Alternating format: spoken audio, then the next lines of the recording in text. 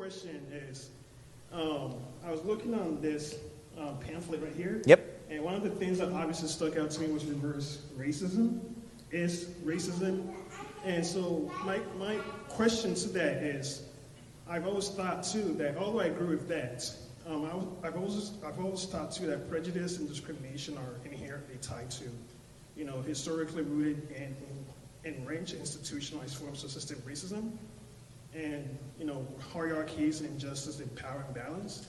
And so my question here is, if you believe in this kind of power structures that have existed and continues to exist, how might you go about reconciling these structures? Thank you. And did you have a second question too? Exactly. Yeah. The second question is, I'm a pastor, and as a pastor, just as America needs saving, I think pastors also need saving, and part of that starts with fitness.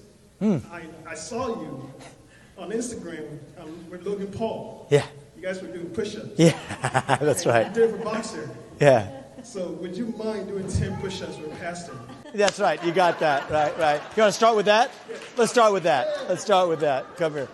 Count them out, buddy. Let's go. Ready to go. Ready? 1, 2, 3. 1, 2, 3, 4, 5, 6, 7, 8, 9, 10. There you go. That's good. I didn't even get my workout today. That's good. I'm proud of you. That's good. Thank you, man. That's a favor to me. I like that. Then my wife. I know I didn't have an introduction on this video today, but we're going to be checking out this clip from Vivek. But I love that moment. Now, I guarantee you Joe Biden couldn't do that. I guarantee you. Now, Trump, he's older too, but I'd be willing to bet Trump could at least give you 2 push-ups. I'd be willing to bet Trump could give you a few solid push-ups. You know what I'm saying? It may not be the prettiest, but he could knock them out. I'm just saying. Joe would have trouble just getting down to the floor. Maybe not if there was a sandbag near him. Okay, I'm sorry. Happy New Year, by the way. All right, Happy New Year. Hope you rang it in beautifully. Anyway, let's jump back in. Call you beforehand and tell you she planted that one, didn't she? She said I'm not exercising enough on the campaign trail. She's looking out for me.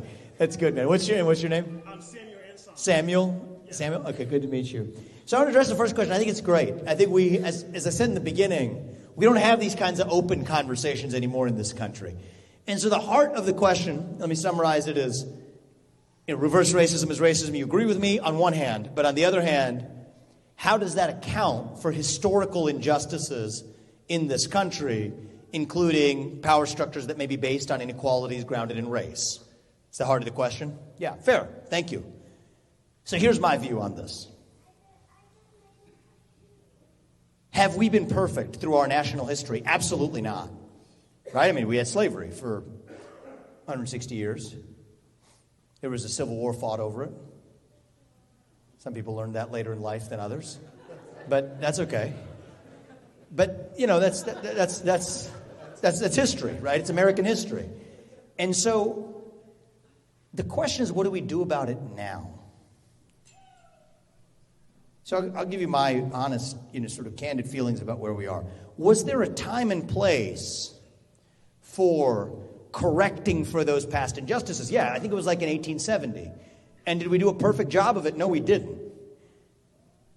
But at a certain point in time, I think that what you would think of as racism in this country, or you could fill in the blank, sexism, or any other ism or form of discrimination, it gets to be small enough, not to be zero, but small enough that the best thing we can do is let it atrophy to irrelevance. And if otherwise you try to attack it, it's like an immune system. My background is in biology, so sometimes I think in these kinds of analogies. But it's like an immune system trying to fight a virus long after the virus is gone, or almost gone even. It starts to just attack its own organs. That's what I see happening in the country. And so here's my view. Well said. Well said. To make that kind of abstract reflection a little simpler. Today, the best way to stop discrimination on the basis of race is to stop discriminating on the basis of race. That's what I believe. And I think that in the name of anti-racism, which is a movement that calls out for us to be more race conscious of the differences, to correct for them, I think we've actually created more racism in this country. And it's sad because I've started businesses, of multiple different businesses this campaign. It turns out I've hired people of every combination you could probably not every combination, but most combinations you could imagine of race and gender and this or that or the other thing. In one case, it was a black woman who was in a senior position of authority. One of the well-compensated, high position of authority. A lot of people would be jealous of that position and want it. And I heard, right, somebody who's upset she's above the hierarchy. She just got her job because she's a black woman. She's checking a box. And that hurt me, not because I took it as an insult, because I don't hire people that way. But it hurts me to say that's unfair to her. It's not fair to anybody. It's not just to anybody to stand for a system where we see each other as called upon to see each other on the basis of the color of our skin. And so at a certain point, the right answer is, I think, we have to move forward. If we drive with our eyes in the rearview mirror, we're just going to keep crashing the same car and recreating the very thing we wanted it to eradicate. So that's what I believe. Bingo. Well said. You can't drive a car looking in your rearview mirror. Good luck. Good luck. I mean, I'm sure there is some skilled driver that's able to look at the lines behind them to keep the car on the road. But even then, that's going to get a little tricky because you hit a curve and the front of your car is going to hit the curve before the back of your car. So if you turn in, it can get a little crazy. I'm sure there's somebody out there that's figured it out, okay, on some road, right? But for the most part, for most of us regular folks, if you drive looking in your rearview mirror, you're going to crash. 10 times out of 10.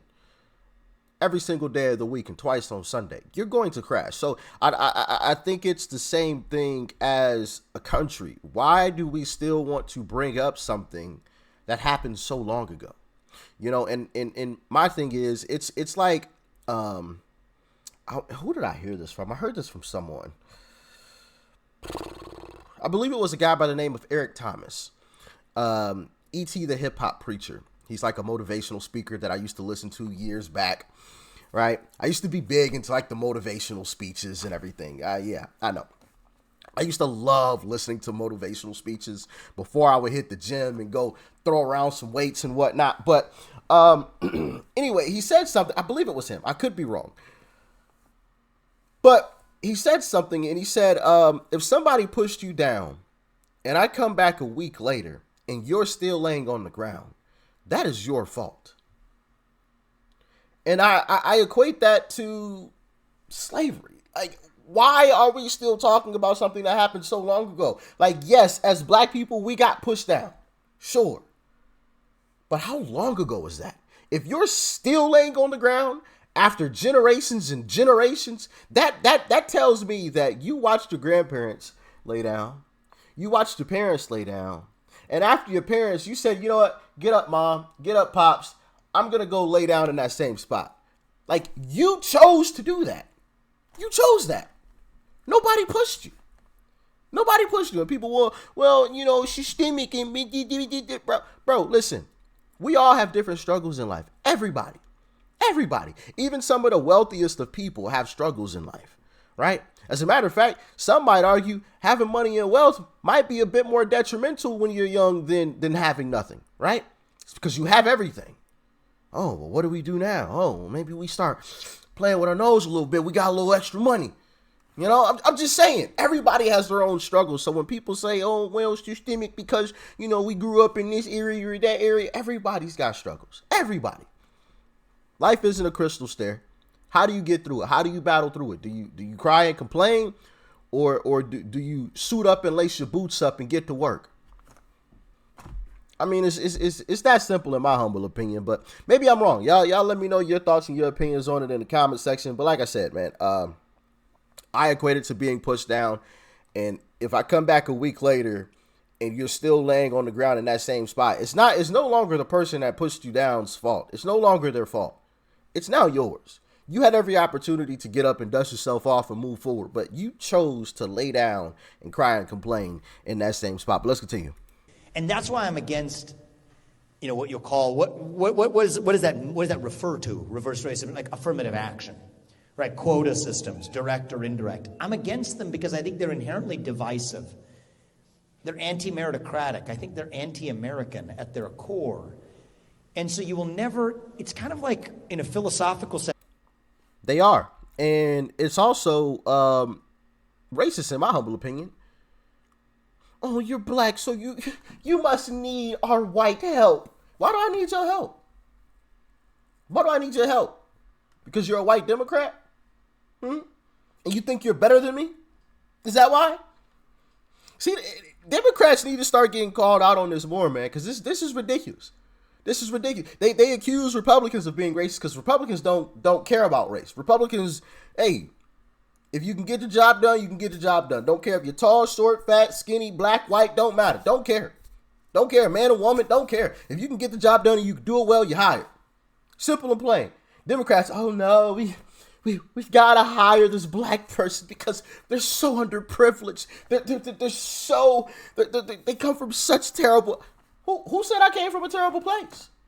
Who said that I wasn't good in life? Man, Democrats are some of the most racist people on this planet. Facts. It's like the answer to the first question. We're never going to defeat the people who disagree with us by censoring them, by using the tools of the opposition against them. So I say that in the category of speech. Well, we Republicans have been censored, and we have. Conservative speech has been censored, so we're going to come back and censor you.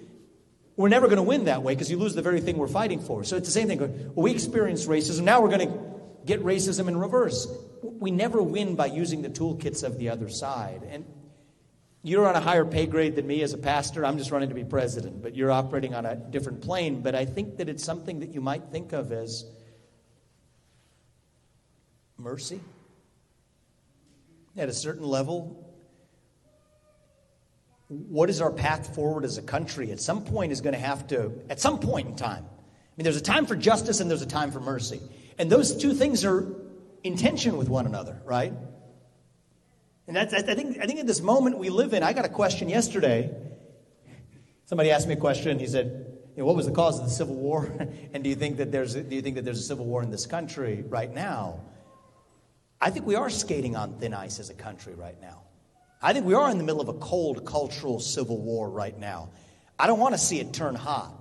But I think it's going to require a combination of both justice, accountability for those who have committed those wrongs, with a blindfold of justice, but also some level of saying we will move on as a country. And so that's what I believe. And so hopefully that addresses your question for how I think about it. Not denying past inequity, but by acknowledging that at a certain point we're going to do about as well as we could, and then we decide the best thing for all of us is to aspire to our ideals. And this is what makes America beautiful. Are we a perfect nation? No, we are not. We never have been, and we never will be. Because here's why. I can tell you why it will never be the case. There's two things that are true about us. We're human beings, we're not gods. And we're still a nation that has ideals. See, it's interesting how nobody calls China hypocritical, or Iran, or Pakistan, or anywhere else. You don't hear the allegations of those nations being hypocritical. To be hypocritical, you had to have ideals in the first place. So as a nation that has ideals and a nation that's comprised of human beings, we will always fall short of those ideals. But we're founded on the pursuit of a more perfect union. The pursuit of liberty, equality, and justice for all.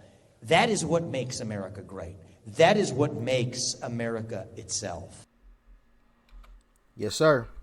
Well said. Well said. And this is what I don't. Can anybody explain this one to me? Maybe I'm just the bozo. That definitely could be the case. Maybe there's something that I'm not aware of, that I'm not seeing. Maybe I'm missing something. Maybe I'm not informed enough. Okay, I want to acknowledge that before I say what I'm going to say. Why isn't Vivek higher in the polls? Why is he being beat by Ron DeSantis and Nikki Haley? Why is he being beat by these two individuals? What am I missing about Vivek that's there with Ron DeSantis and Nikki Haley? What am I missing? Listen, I admit there could be something that I'm very, very wrong about. Okay? And I'm not saying Vivek is perfect, because I've gotten on Vivek too. You guys know that. But I think, in my humble opinion, he's better than Ron DeSantis and Nikki. So, like, what am I missing? Like, that they, obviously those two have experience. Nikki Haley and Ron DeSantis. Obviously, Ron DeSantis is still currently the governor of Florida, which I think is kind of bad, because he promised them that he would be there for Florida. But I mean, listen, I'll give him credit. He has run Florida well. Okay, I don't think anybody could deny that. I don't care how much you dislike Ron DeSantis. One thing you can't say is that he hasn't run Florida very well. That you'd be crazy to say something like that. I don't care how big of a Trump fan you are, or how much you think Ron DeSantis is a traitor or whatever. He's done great with Florida. He's done some fantastic things in Florida. But still, the question still remains. What am I missing about Vivek that is there with Ron DeSantis and Nikki Haley? Because Vivek has consistently polled below both of those individuals. Obviously, there's been some outlier polls that have come out that had Vivek number 2 below Trump. Now, obviously, none of these guys are going to win versus Trump. I mean, it's clear. But it's still kind of interesting to me to watch him poll third. You know, it's kind of crazy. Kind of crazy. What's going on, y'all? Y'all let me know in the comment section. What am I missing? Do you guys agree with having Ron DeSantis over Vivek? Talk to me about your thoughts and your opinions on that. But what I'm seeing and I'm hearing from Vivek, man, I'm loving it. I'm loving every bit of it. Every bit of it. Consistently, you know? So I'm just curious. Let me know. And shout out to Vivek, man. He perfectly laid everything out there. I don't think there's anything that I could add to it except for I 100% agree. Y'all stay safe out there. Peace and love. I'm out.